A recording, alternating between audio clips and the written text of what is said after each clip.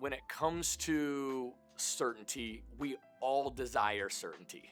And that's this floor that I was discussing in my message of saying, man, that's a floor we want to find. The problem is that floor of certainty, it's an illusion.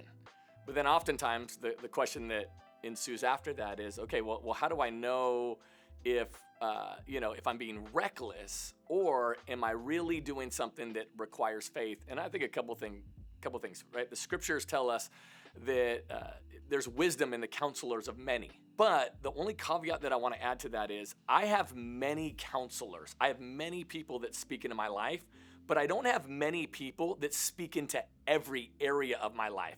And so I might have 5, 6, 7 confidants, but depending upon what issue I'm dealing with or what I'm navigating, I might only ask 1 or 2 for their counsel in a particular area.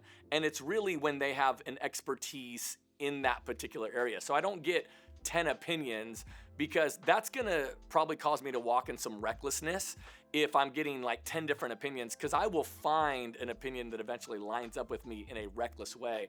And so I also think you got to put people around you that have demonstrated faith and have lived to tell about it.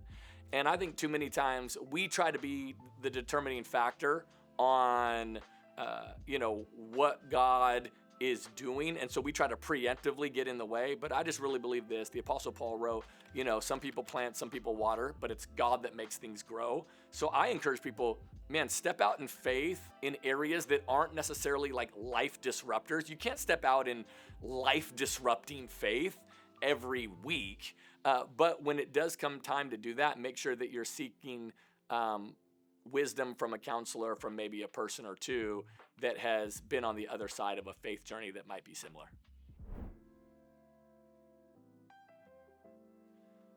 Yeah, I think when it comes to living a life of faith, I think it is so important that this is a high stakes game. That there are so many stakes at play. And every time we say yes to God, there are so many implications that matter. And the goodness of God allows us to be aware of probably some of them and unaware of others. And I just have always felt like, at least the testimony of my own life has been that God gives me just enough encouragement that stirs my faith, but not so much encouragement that causes me to be prideful and puff up.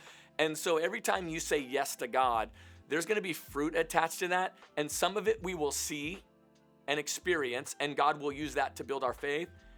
And much of it we will probably not be exposed to until we're in heaven. And I think we will see people that were impacted by our yeses. But I believe that we're playing a high stakes game, and so we should treat our yeses accordingly. Yeah, great question. I think the way that we can discern whether or not doors are closed and locked off for us for good, or doors that we need to keep walking through, is not answering God's questions for him. I think sometimes we preemptively say no to something God might be saying yes to, or we say yes to something that God might preemptively be saying no to.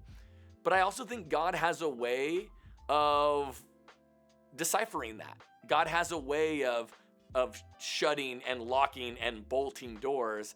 And he also has a way of going, man, you got to press in more for this. And some things only come by travailing. Some things only come by pressing in. Some things only come when we press through the initial resistance. But most of the testimonies we share, in fact, I would argue all of the testimonies that we share have a measure of resistance attached to it. I shared in my message that we don't simply share the stories where just, oh man, everything's been going great for the last 15 years. No, we share the stories where there was great resistance, because great resistance makes way for great breakthrough.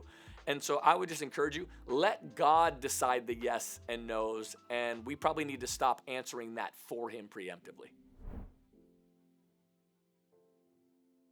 Man, I want to encourage you.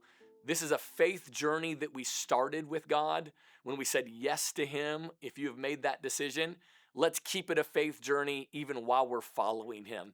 Faith isn't just the thing that initiates it. Faith is the thing that keeps it going. So let's keep being faith people.